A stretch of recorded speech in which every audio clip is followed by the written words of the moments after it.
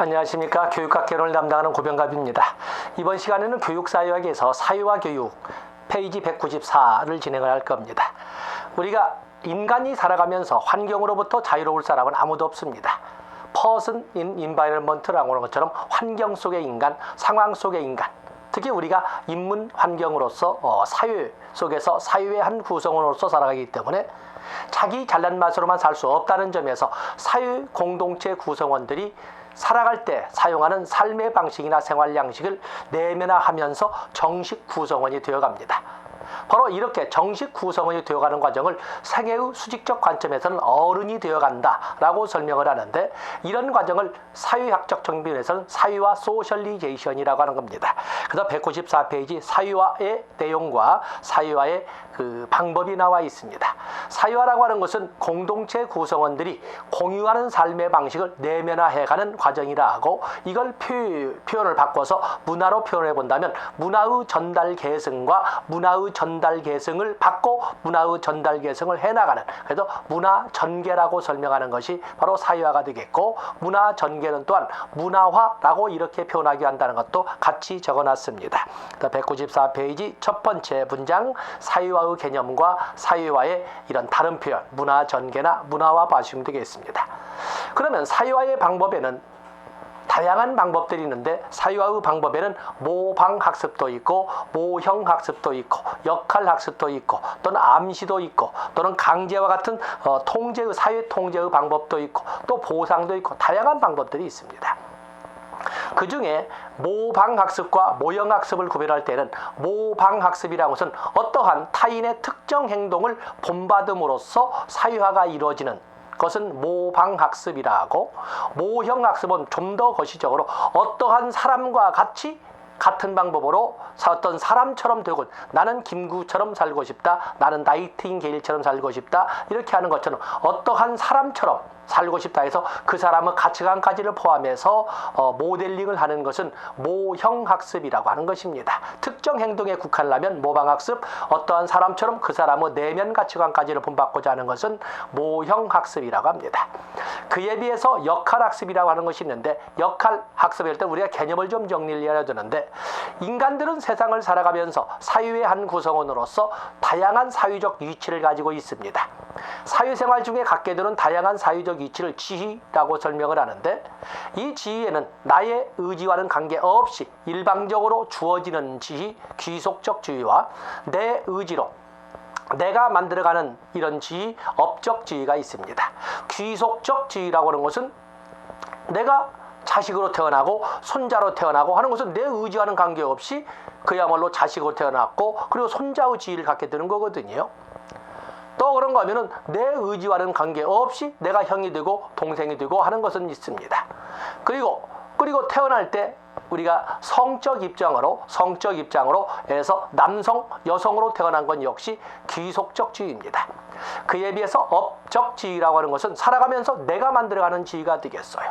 부모의 지위, 또 그런가 하면 선생님의 지위, 그리고 우리가 마주보는 사람에서 강사의 지위, 또 학습자의 지위, 내 의지가 반영된 거거든요. 또 그러면 트랜스젠더에서 성 전환했던 사람 같은 경우에는 성이 바뀌었지만 그건 업적 지위가 되겠죠. 이런 것처럼 귀속적 지위와 업적 지위가 나눠져 있는데, 모든 사람은 모두 여러 개의 이런 사회적 지위를 가지고 있습니다. 여러분 부모님의 자녀로서의 지위가 있고, 형제 자매로서의 지위가 있고, 초등학교 동창의 지위가 있고, 지역 주민의 지위가 있고, 또 그 슈퍼마켓의 고객의 지위가 있고, 다 이런 지위가 있고, 남성의 지위, 여성의 지위 다 있지 않습니까?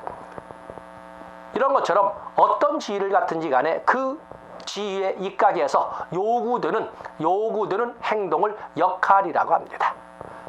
그리고 이렇게 그 사회적 지위에 걸맞은 행동을 해줄 것을 요구하는 사회의 암묵적 압력을 우리가 뭐냐면 역할 기대라고 하는 거죠. 역할 기대.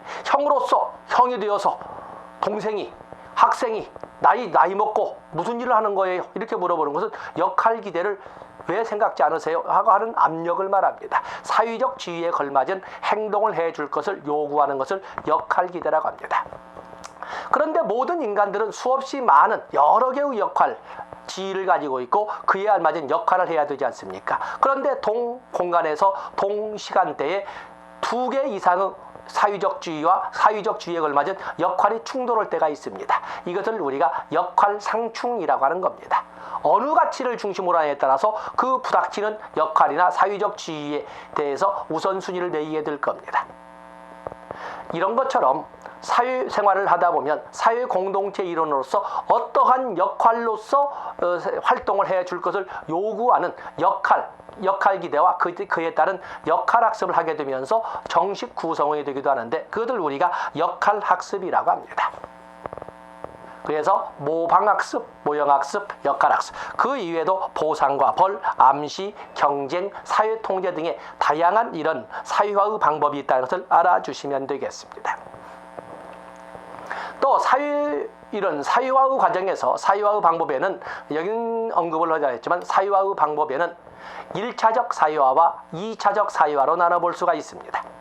1차적 사회화는 기초적 사회화를 말하는 걸로서 보통 어린 시절에 가정에서 담당한다고 보면 될 것이고 2차적 사회화는 사회 공동체 구성원들의 공유하는 삶의 방식을 좀 더 정치하게 이렇게 내면해 가는 과정인데 그것은 종교 힘이 센 지역에서는 종교단체가 우리처럼 공식적 교육기관의 힘이 센 곳에서는 교육기관이 그를 담당한다고 보시면 되겠습니다. 또 그런가 하면 공식적 사회화 기관도 있고 비공식적 사회화 기관도 있습니다. 이렇게 나누기도 하지만 또 사회화를 이렇게 나눠볼 수도 있습니다. 교재는 없지만 사회화의 유형, 사회화의 방법이 아니라 사회화의 유형을 여기에는 사회화 또 그런가 하면은 재사회화 또 그런가 하면은 얘기사회화 그야말로 이것들은 사회화나 어떤 사회화든 간에 공동체 구성원들이 공유하는 삶의 방식을 내면화해가는 과정이죠. 삶의 방식의 내면화, 정식 성원이 되어가는 과정, 이렇게 함으로써 정식 성원이 되거나 어른이 되어가는 과정입니다. 재사회화라고 하는 것은 어느 정도 어린 시절에 배웠던 생활 양식을 가지고 살아갈 만큼 살아갔지만 이제는 어른이 되어서는 새로운 단계로 넘어가서는 새로운 단계나 새로운 사회에서 요구하는 삶의 방식을 내면화해야 될 거예요. 그래서 새로운 것을 다시 배우는, 새로운 삶의 방식을 다시 내면화하는, 다시 배우는 이런 과정을 재사회화라고 합니다. 왜냐하면 우리가 살고 있는 이 사회라고 하는 것은 고정불변이 아니고 끊임없이 변화해 가기 때문에 변화해 가는 사회에서는 끊임없이 그 사회에서 맡은 사회적 지위에 맞는 행동을 요구하게 될 거예요. 그게 바로 역할기대 아니겠습니까? 역할기대는 끊임없이 바뀔 거예요. 전에는 자녀의 지위로서 자녀의 역할을 배워갖고 나중에는 소위 부모의 지위가 되어서 부모의 역할을 배우는 것이고 나중에는 조부모의 입장에 되어서 부모의 지위로 조부모의 역할을 배우게 되는 이런 과정들이 계속 새롭게 나오면서 그 시대 상황에 맞는 정식 성원이 되고 할 겁니다. 재사회화. 얘기사회화는 미래를 대비한 앞선 사회화를 우리가 얘기사회화라고 합니다.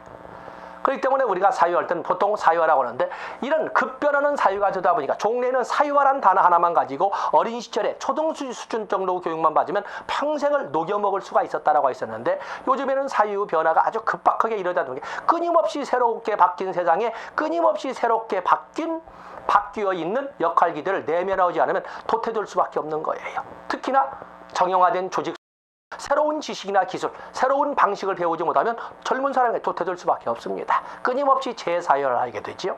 그런가 하면 그 급박이란 단어가 또 이보다 더 빨리 돌아가다 보니까 이미 미래를 대비해서 미리 준비하는 이런 얘기사회화도 오늘날 상당히 자리 잡고 있습니다. 우리가 눈앞에 있는 취업이라는 문제라든지 합격이라는 문제만 가지고 지금 재사회화만 이끌어가고 있지만 실질적으로 많은 상류층이나 앞선 사람들은 미래를 대비해서 미리미리 준비를 하고 있거든요. 내가 여러분들에게 외국어세요? 외국어 오늘 배워서 내일 쓰자는 것이 아니라 오늘부터 웃기지도 않고 답답하고 지지부진하지만 10년 세월이 걸려도 언젠가는 입이 벌어지게끔 꾸준히 언젠가는 쓰시게 될 거거든요. 여러분들은 교육과 관련되어서 다문화와 관련되고 당연히 세계 아동과도 관련이 될 겁니다. 그렇기 때문에 여러분들은 당연히 외국어를 해야 되는데 내일이라고 생각하지 마시고 내일이 아니라 앞으로 이렇게 봐야 되죠. 앞으로. 예기사유와 알고 있으면서도 안 하시면 안 되죠. 예기사유. 미래를 대비한 미래에 예상되는 이러한 삶의 방식을 미리 충전하는 이런 것을 예기사유화라고 합니다.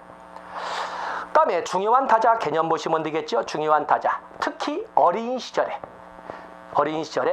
감성적이나 인성적으로 밀착하여 성장 과정에 결정적인 역할을 행사하는 이런 사람들을 중요한 타자라고 하는데, 어린 시절에 당연히 부모의 양육 태도 제일 중요하지요. 그런데 참으로 안타깝게도 부모로부터 보호를 받지 못하는 많은 이런 아동들이 있지 않습니까? 그럴 경우에는 할머니 또는 형 또는 누나, 바로 언제나 끌어안고 살아가던 이런 사람들의 말투, 정서 표현 또는 행동 이런 것 등이 나중에 성인이 되어서도 영향을 미치게 되는 역할을 하게 되는데, 바로 이런 것처럼 특히 어린 시절에 인성적으로 또는 감정적으로 밀착되어 성장 과정에 결정적 영향을 미치는 사람들을 중요한 타자라고 합니다.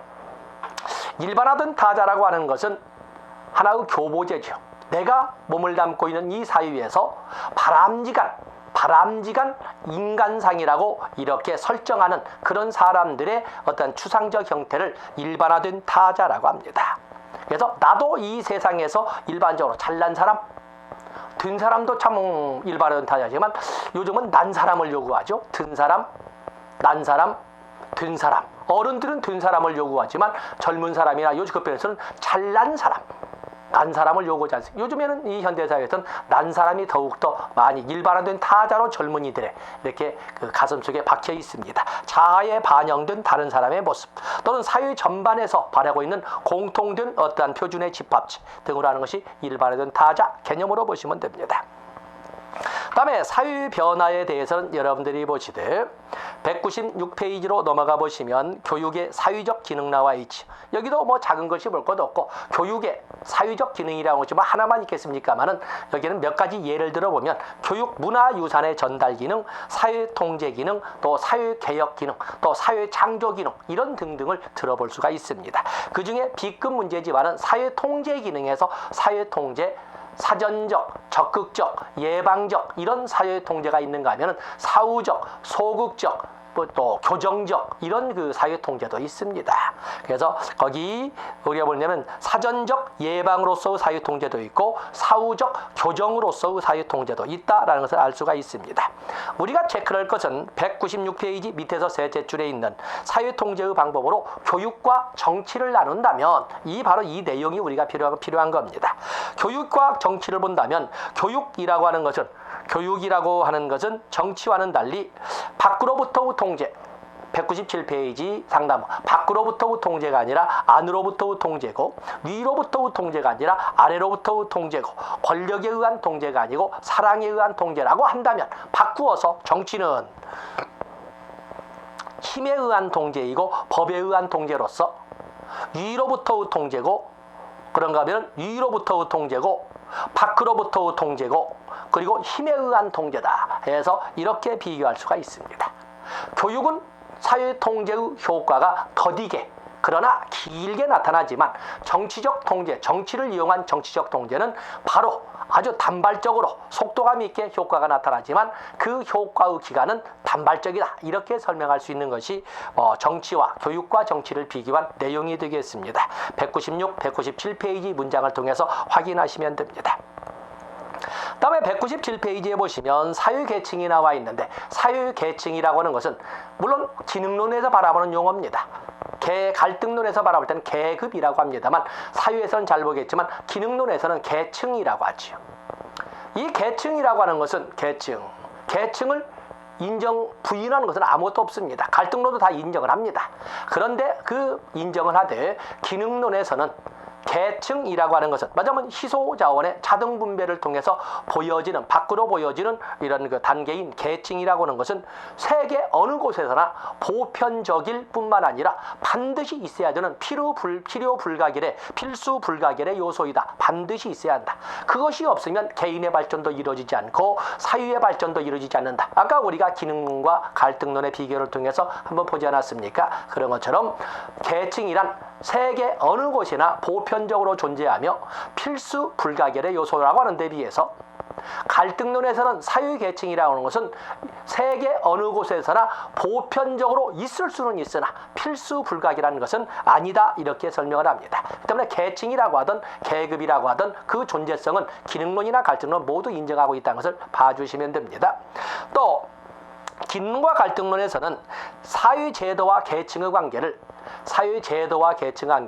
사유제도가 희소자원을 차등 분배하는 이런 시스템이 사유계층을 만든다라고 보는 데 비해서 갈등론에서는 사유계층이 이미 기존에 있었던, 그들은 계급이라고 표현하는데 기존에 있던 지배 피지배의 이분법적 사고가 사유제도를 지배 계급에 맞는 쪽으로 만들어간다. 계층이 제도를 만든다라고 설명을 합니다.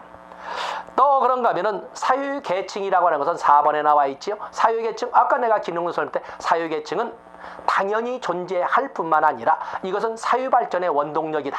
왜냐하면 사유계층은 혹자들은 불평등이라고 설명하지만 바로 그것이 있어서 개인들로 하여금 욕심을 내게 하고 그것이 개인 발전을 가져오고 그것이 시그마되어서 사유 발전을 이끌어간다. 그래서 사유계층이라는 것은 불평등이라고 해도 좋지만 어쨌든 그래도 사유 발전의 원동력이라는 것은 기능론입니다. 그렇기 때문에 선의에 거기 보면 4번의 사유계층은 개인과 사유의 발전에 최선의 기능을 가능하게 한다. 이렇게 긍정적으로 보는 데 비해서 갈등론에서는 사유계층이라는 것은 사유의 분열의 원인이 될 뿐이다. 이렇게 하면서 사유계층에 대해서 타집단을 정복하고 경쟁하고 갈등에서 생긴다. 최선의 기능을 방해한다라고 했어요.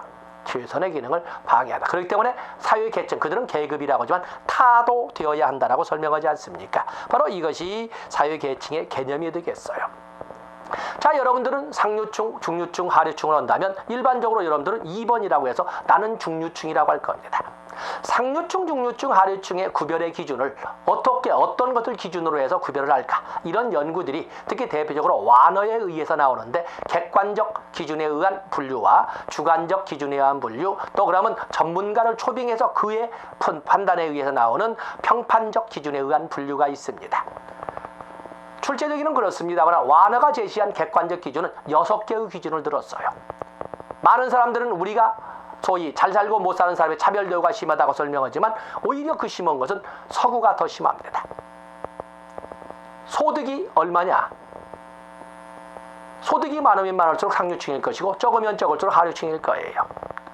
그런데 문제는 소득이 많아도 소득원, 어디에서 소득을 벌어들이느냐? 폭력, 매춘, 마약 등을 통해서 억만금을 벌어들인다 해도 아무리 소득이 많아도 상류층이라고 하겠습니까? 소득원이 어디냐? 다음에 직업이 무엇이냐? 소득이 많고 소득원도 정당한 노력의 대가이고, 그리고 그런데 직업이 무엇이냐? 아주 중요합니다. 직업. 여러분들이 보면 직업에 뭔 귀천이 있느냐라고 하지만 실질적으로 귀천이 있습니다. 귀천 있느냐 할 때 소위 천대받는 사람들을 사기 진작을 위해서 귀천이 어디 있습니까? 말을 하지만 분명히 귀천은 이 사회에는 존재를 합니다. 그리고 학력은 어느 정도냐? 학력은 뭐예요?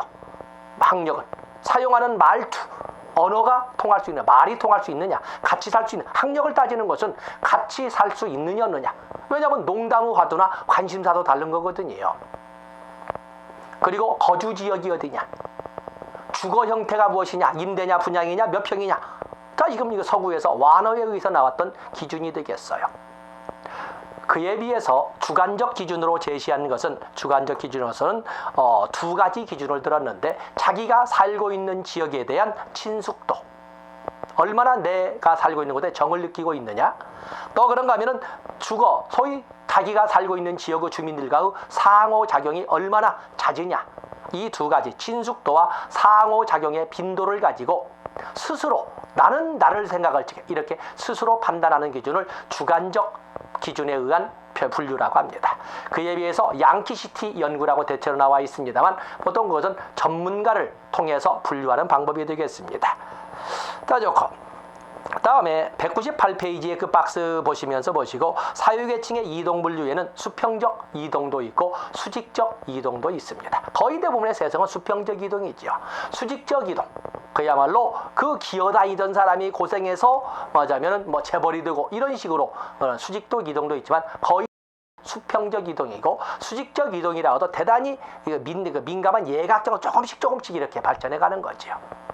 그에 비해서 세대 내 이동과 세대 간 이동, 물론 당대발복이라고 명당짜리 할 사람은 자기 살아있는 생애에 하류층에서 중류층으로, 중류층에서 상류층으로 이렇게 발전해 갈 수가 있습니다. 대부분이 몇 세대에 걸쳐서 발전해 가기 때문에 맞으면 수직적 이동을 꿈꾸되 그것이 이루어지는 것은 몇 대에 걸쳐서 소위에서 나오는 것이 세대 간 이동이라고 합니다. 세대 간 이동. 보통 우리가 30대 재벌이 10년 사이에 몇 %가 남느냐, 30년 사이에 몇 %가 남느냐 라고 할 적에 당대에 걸쳐서 그게 바로 2번에 나오는 1번에 나와 있는 수평적 이동과 수직적 이동인데 수직적 이동이죠. 그 재벌급이 하루아침에 몰락해버리고 그야말로 조그만 구멍가게 같은 것이 갑자기 재벌로서 성장을 하고 이 갑자기라는 것은 세대내고 어느 순간에 봤더니 하는 것은 세대 간에서 나오는 이동이 되겠습니다. 주로 출제가 되는 것은 역시 후원적 이동과 경쟁적 이동이 되겠는데 후원적 이동과 경쟁적 이동, 이 후원적 이동과 경쟁적 이동이라고 하는 것은 후원이라는 것은 가문의 배경에 힘입어 그야말로 어찌 보면 자기 계층을 세습해 가는 것을 우리가 후원적 이동이라 하고 경쟁적 이동은 그야말로 자신의 농력과 노력만으로 새 세상을 열어가는 것은 경쟁적 이동이라고 합니다. 후원적 이동은 주로 유럽형에서 복선형 학체를 통해서 발전했다고 하고 그에 비해서 경쟁적 이동은 주로 미국형이라고 해서 서로 교육의 기획운동을 내세우는 단선형 학체, 똑같이 귀족이나 평민이나 똑같은 학교에 입학해서 똑같이 공부하면서 각자의 능력으로 집안 배경 관련 없이 각자의 능력으로 각자의 노력으로 새로운 세상을 열어갈 수 있느냐 없느냐를 따진 것은 단선형 학제, 교육의 기획 등이 바탕이 되는 거거든요. 바로 이런 것은 경쟁적 이동이라고 합니다. 그 목적을 어디다 두느냐? 복선형 학제를 통해서 이끌어가는 이런 후원적 이동은 사회 갈등의 소지를 아예 없애기도 아예 떨어뜨려 버리는 겁니다. 귀족과 평민을 아예 분리시켜서 떨어뜨려서 다툴 소지를 없애버리는 거지요. 그에 비해서 경쟁적 이동은 그야말로 신분 계층에 관련 없이 누구에게나 똑같은 기회를 준다는 민주주의 이념을 교육에 현실화시킨 것을 경쟁적 이동이라고 하고 있는 겁니다. 당연히 여러분들은 경쟁적 이동을 선호하는 사람들입니다. 다음에 사회계층이 어떻게 이루어지느냐? 기능론과 갈등론에 볼 적에 기능론과 갈등론, 보통 우리가 사회에서 출세를 한다 이렇게 표현을 하는데 가정도 있고 가정을 거쳐서 학교를 졸업해서 그리고 사회에 진출하지 않습니까? 가정 분위기나 가정 교육이 학교 교육에 미치는 영향력, 기능론의 입장에서는 가정 교육이나 가정 환경이 학교 교육에 미치는 영향력 있다고 봅니다. 그리고 학교 교육의 정도에 따라서 학교를 다니면서 얼마나 열심히 했느냐에 따라서 사회적 지위, 출세가 결정된다고 봅니다. 그러나 가정 환경이 어떠냐가 사회적 출세를 결정하는 것은 아니라고 봅니다. 그렇기 때문에 사회의 한 구성 요소인 학교나 교육이라고 하는 것은 자발적 합의에 의해서 스스로가 맡은 역할, 사회적 평등, 자기 능력에 의해서 새로운 세상을 만들어갈 수 있는 이런 역할을 맡아서 그 역할을 충실히 수행하고 있다고 보는 겁니다. 이게 바로 기능론에서 바라보는 사회 계층이에요. 학교라고는 사회의 한 구성 요소는 맡은 바 역할을 충실히 수행하고 있다라고 설명을 합니다. 그에 비해서 갈등론에서는 사회 계층을 가정교육이 학교 교육에 미치는 영향력이 있다. 그렇죠. 가정 분위기나 가정 교육이 미치는 영향이 있다. 그리고 학교 교육의 정도, 학교에서 얼마나 열심히 노력했느냐가 사회적 출세를 결정하는 사회적 지위에 미치는 영향력 있다. 그러나 실질적으로 사회적 지위나 사회 출세를 결정하는 것은 가정이 상류층이냐 중위층이냐는 가정 배경이 결정적 역할을 하지 학교가 결정적 역할을 하지 않는다. 그렇기 때문에 사회의 한 구성 요소인 학교가 또는 교육제도가 사회평등을 이룬다는 이런 착각은 버려야 된다라고 하는 것은 갈등론의 관점이 되겠습니다. 바로 그에 대한 그림을 198페이지 기능론에서 나오는 그림과 그에 대한 설명을 해놨고 199페이지에서는 갈등론으로 설명하는 사유계층 이동에 대한 설명과 그림을 해놨습니다. 그래서 거기 가정, 학교, 사회적 성취와의 관계에서 문장 2번, 각각 2번에 나와 있죠. 문장 읽어보시면서 그림으로 풀어가시면 됩니다. 다음에 사회 집단에는 가족 집단도 있고 또래 집단도 있고 등등등 많은 집단이 있습니다. 이런 많은 집단들이 이렇게 존재를 하는데 이런 많은 사유를 선택하신 분들은 뭐 집단에다 트니스의 분류, 쿨리의 분류, 썸너의 분류 또는 브라운의 표현 이런 당당히 있는데 우리가 여기서 가볍게 일별하고 가고자 하는 것은 뭐 거기 보면은 가족 집단의 내용은 굳이 제가 설명하지 않아도 되지요. 가족 집단에서 여러분들이 볼 것은 200페이지에 있는 현대 가족의 특징 정도 봐주시면 됩니다. 현대 가족의 특징을 여러분들이 보시면 현대 가족 한마디로 말해서 과거의 가족의 특징과는 달리 기능의 단순화, 축소란 단어로 설명할 수 있습니다. 옛날에는 가족 내에서 모든 것이 출산부터 양육, 보호, 교육, 그리고 생산, 분배, 소비 그 외에도 정서적 함양 이런 등등의 다양한 역할들이 집안 내에서 다 이루어졌어요. 그런데 오늘날에는 그런 기능들이 다 분담되고 위주가 나갔죠. 어린 시절에 출산 이후의 양육은 어린이집으로 유치원으로 그리고 학교를 가져와서 할머니 품 안에서 할아버지와 더불어 이렇게 가던 분위기는 모두 사설 학원으로 다 분산되어 버린 거예요. 그렇기 때문에 오늘날 가정이라고 하는 것은 심리적 공간도 홈의 개념보다는 물리적 숙소, 물리적 휴게처. 애들 보면은 초등학교 한 고학년 되면은 이미 학원 갔다 돌아오면 9시, 10시 그때부터 한 2시간 같이 있다가 그리고 아침에도 다시 헤어지고 결국 어떻게 부모와 같이 있는 시간은 하루로 평일로 본다면 한 2-3시간도 거의 TV 보면서 각자 휴대폰 손대면서 이렇게 눈도 마주치지 않는 시간이 돌아가지 않습니까? 그러다 보니까 우리가 오늘날에는 현대 가족의 공간차라고 하는 것이 심리적 공간인 홈보다는 물리적 공간인 하우스로 바뀌어버린 그만큼 또한 기능도 단순화되고 축소되어 버린 이런 것을 200페이지에서 볼 수가 있습니다. 200페이지 4번에 현대 가족의 특성 이렇게 설명을 했죠. 거기 봐주시면 되겠습니다. 다음에 또래 집단이 출제된 지가 참 오래됐는데 또래 집단. 보통 동료 집단이라고 하죠. 여기에는 보통 성장 과정에서 또래 집단의 유형을 3가지로 놀이 집단, 플레이 그룹에서 유이 집단이 있고 동인 집단, 콜레그라고도 하는데 크리크라고 하는 동인 집단 그리고 프레이 갱 그냥 갱이 아니라 그냥 폭력적 갱이 아니라 청소년 연령대의 청소년 집단을 그냥 갱이라고 하고 프레이 갱이라고 합니다.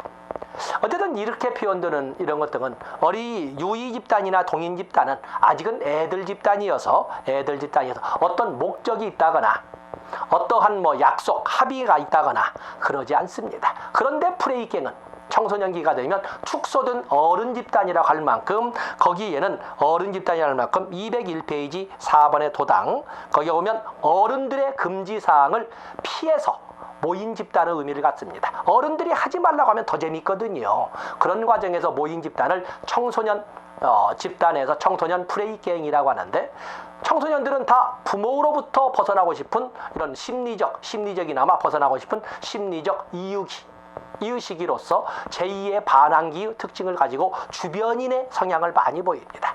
그런데 그 중에 아주 일부만이 그것을 행동에 옮기게 되는 것이고 그 중에 아주 일부만이 적발이 되어서 학교에서 문제 행동으로 낙인이 찍히는 거거든요. 그러나 적발되지 않았다고 해서 문제행동, 뭐냐면 청소년기의 특징이 없다고 봐서는 안 되는 겁니다. 그래서 거기 보면은 교사, 성인들의 감시를 피해 모인 집단, 1차적 집단, 자연 집단, 연대성을 가지는 집단. 그러면서 집단의 단결의식은 미음분의 집단의 단결의식은 사회환경에 대한 투쟁으로 강화된다. 성원 간의 고도의 인의가 존재한다. 보통 그들은 이걸 의리라고 표현하지. 의리. 또 충성심, 지도성이 강하고 청소년 집단만 해도 리더가 존재를 합니다. 자, 이런 걸 해서 도당 봐주시고 다음에 가운데 보면은 초등학교 고학년 이후에 등장하는 이런 동인 동인 집단 동인이라고 보통하면 클리크가 있습니다. 클리크는 애들 집단인데 특징은 뭐냐면 니은번에 있는 것처럼 주로 상류층에 있는 상당히 특권적 의식이 강하며 배타적 집단입니다. 보통 어떤 취미생활이나 정서활동을 중심으로 모이는 상류층을 중심으로 하는 배타적인 집단이 동인이 되겠는데, 그 때문에 동인은 회원들의 자격을 합의로 결정한다는 특징이 있다는 것을 봐주시면 되겠습니다. 다음에 202페이지로 넘어가 보시면 사회체제로서 학교가 있습니다. 학교라고 하는 것은 당연히 사회체제로서 의미를 갖는 것은 당연하지요. 하나의 사회체제로서 학교, 어떤 기능을 할까? 거기 보면 먼저 203페이지부터 본다면 첫날 첫 시간에 배운 것처럼 첫 사회체제로서 학교 기능, 파슨스 기능론의 체계화를 이끌어갔던 탈코트 파슨스의 주장을 보면 유형 유지 기능, 즉 보수적 기능으로서 가정교육이나 초등교육에서 이끌어가는 유형 유지 기능, 그런가 하면 현실 생활에 대한 적응 기능, 중등교육에서 담당한다고 했고 진보주의 철학에서 강조하는 적응 기능, 그런가 하면 사회 창조 기능, 고등교육에서 축기 이끌어가면서 문화 재건주의에서 강조를 했던 창조적 기능, 사회 통합 기능, 이것도 고등교육 수준에서 이끌어갑니다만 사회 통합 기능 등으로 이렇게 사회체제로서 학교 기능을 이렇게 탈코트 파슨스가 설명을 했습니다. 그런가 하면은 또 그냥 일반적으로 다양한 학자들의 이론을 무책임하게 합치는 걸로 봐서는 내 작은 글씨 볼 것도 없고 학교의 사회적 기능, 교육 기능, 사회화 기능, 사회 통제 기능, 사회 통합 기능, 문화유산 전달 기능, 사회적 선택 기준 기능, 사회개혁 기능, 국가 사회의 복지 및 발전 기능, 잠재적 기능으로서 사회적 이동의 통로 기능, 또는 타 종교나 문화의 교류 전달 기능 등 다양한 기능들을 사회체제로서 학교는 이런 사회적 기능을 수행한다. 이렇게 제목으로만 큰 부담 갖지 않고 보시면 됩니다. 암기하려면 스트레스 받으니까 암기하지 마시고 이렇게 보시면 됩니다. 그런데 조금 전에 제가 설명한 것처럼 202페이지, 203페이지인 것은 학교라고 하는 사회의 하나의 구성 요소는 이처럼 많은 사회 발전을 위하여 긍정적 기능을 수행한다 라고 보고 있습니다. 그런데 그에 비해서 아니다. 학교라고는 사회의 한 구성 요소인 학교라고는 기능은 꼭 그렇게 긍정적 요소를 수행하는 것이 아니다. 부정적 입장에서 학교의 기능을 바라보는 입장을 갈등론적 입장에서 학교의 기능이라고 하는데 그것을 204페이지에서 적어놨습니다. 204페이지에서는 탈학교로 나와 있죠. 탈학교를 벗어나야 한다 이렇게 보다는 학교를 벗어날 수밖에 없게 되었다 이렇게 해석하시면 됩니다. 더 이상 학교를 믿을 수 없게 되었다 하는 것이 탈학교론인데 거기에 보시면 일리치, 라이머, 프레이지, 실버맨, 굿맨 이런 사람들이 쭉 등장을 합니다. 일리치와 같은 경우에는 학교 무용론을 주장합니다. 없을 무자를 쓰는 거죠. IL 일리치, IL이란 단어도 not, 없는, 무 이런 건데 여기 또 그런 거 학교 무용론을 주장. 학교는 이제 소용이 없어졌다. 학교는 이제 소용이 없다. 가만히 학교를 다니는 애들이 알고 있는 지식, 기술, 기능 등을 쭉 분석을 했더니 학교에서 배운 것보다 오히려 학교가 아닌 곳에서 배운 것이 훨씬 더 많더라. 그렇다면 학교가 필요 없지 않냐. 그래서 학교 없는 사회가, 학교는 그냥 잠시 쉬는 사회고 실질로 이 사회는 학교 없는 사회다. 학교가 아닌 곳에서 배운 것이 더 많으니까. 그래서 학교 무용론, 디스쿨링 소사이어티, 학교 없는 사회를 일리치가 주장을 합니다. IL 접두어나 학교 무, 없을 무자나 디스쿨링, D도 역시 접두어가 not, 없는 개념이죠. 이런 단어로서 일리치를 암기해주시면 됩니다. 그런가 하면 라이머는 학교 폐해론을 주장을 합니다. 라이머, 학교라고 하는 것은 어린애들에 대한 감독 보호의 기능이나 또는 사회적 열망을 선택하는 기능이나 교화의 기능이나 또는 일반적인 지식이나 기술을 함양하는 기능을 수행해야 되는데 오히려 사회를 험악하게 만드는 경쟁이라든지 아니면 이런 수단과 방법을 가리지 않는 사회의 악을 양성하는 이러한 기능들을 수행하더라는 거죠. 오히려 학교를 다님으로써 폐해만 더 커졌다. 물론 중남미 출신들이어서 더욱더 이런 표현을 쓰고 있습니다만은 이런 학교 폐해론, 그래서 스쿨 이스트, 학교는 죽었다. 그래서 학교 폐해론을 주장하면서 학교는 죽었다라는 구호를 제시한 것이 바로 라이머가 되겠습니다. 모두 중남미에서 일리치 라이머터 해방신학과 관련된 좌파 교육론을 이끌어간 사람입니다. 그에 비해서 페다고지의 저자 프레이리는 피압박자의 교육이라는 그 책을 통해서 학교라고 하는 것은 결국에 침묵의 문화를 통해서, 침묵의 문화 아까 반드시 보고 넘어가야 한다고 그랬죠. 그래서 여러분들을 볼 때 말하자면 갈등론에서 대표적인 이론이 프레이리의 의식화 교육에서 183페이지에서 우리가 다시 한번 여러분 넘겨서 보시면 됩니다. 거기에서 침묵의 문화, 은행 저축식 교육, 문제 제기식 교육을 꼭 보라고 그랬습니다. 침묵의 문화가 뭐냐면 갈등론에서 바라보는 것처럼 피억압자들의 이런 그 문화에 지배되다 보니까 자기도 모르는 사이에 학교 교육을 통해서 지배자들의, 억압자들의 문화나 가치관을 자기도 모르는 사이에 내면화되게 되더라. 거기에 물들어 버리게 되더라. 그렇게 물들이는 교육을 침묵의 문화라고 그랬고, 바로 이 물들이는 과정을 왼쪽 페이지 182페이지에서 브로드의 문화적 재생산 이론에서는 상징적 폭력이라고 했던 거였어요. 그래서 프레이리는 다시 204, 183, 182, 204페이지로 연결시켜서 공부하시면 됩니다. 프레이리는 객체와 비인간화된 인간의 문화를 침묵의 문화라고 그랬고, 자신도 모르는 새에 지배기구의 문화에 물들어버리게 된 문화를 침묵의 문화라고 비판을 했는데, 그걸 가려가는 방법을 은행 저축식 교육이라고 그랬고, 그런 방법론에서, 그런 침묵의 문화에서 벗어날 수 있는 방법론으로서는 문제 제기식 교육이 필요하다라고 이렇게 주장을 했던 것입니다. 183페이지 꼭 참조하시기 바라겠어요. 다음에 205페이지에 오면 교육개혁에 대한 다양한 내용들이 나와 있는데, 교육개혁, 이러한 제도권 교육이나 공교육만을 가지고 이끌어가는 교육 후 현실에서 그 문제점을 벗어나서 뭔가 보다 참신하고 발전적인 교육을 이끌어가는 혁신적 재구조화가 필요한데, 혁신적 재구조화의 모습으로서는 거기 205페이지 자유학교나 또는 영국에도 이끌어던 개방학교나 또는 지역사회 통제학교와 같은 경우는 지역 주민들이 학교 경영에 참여하는 학교 운영위와 관련된 것인데, 바로 우리도 다 적용하고 있습니다. 그런가 하면은 206페이지 특성화학교, 우리나라 고등학교에 특성화 고등학교가 나와 있지요. 또 그러면 헌장학교, 차터스쿨, 이건 자율학교가 있습니다. 또 자유취약제 또는 바우처를 제공하는 교육비 지급 보증제도, 또 그런가 하면 홈스쿨링이라는 재가학교, 이런 것 등이 제도권 공교육을 중심으로 이끌어지는 정형화된, 경직된 교육에서 벗어날 수 있는 다양한 대안으로 제시된 교육 방안이라고 여러분들이 봐주시면 됩니다. 그 중에 여러분들은 205페이지에 있는 지역사회 통제학교, 그리고 206페이지에 있는 3번에 2번 특성화학교, 헌장학교, 그리고 207페이지 가볍게 홈스쿨링, 재가학교 정도를 봐주시면 되겠습니다. 이 시간은 여기까지 하고, 다음 시간에 개첼수 구바의 이론부터 시작해서 어찌 보면 가장 중요하던 교육의 기회균 등을 살펴보도록 하겠습니다. 고맙습니다.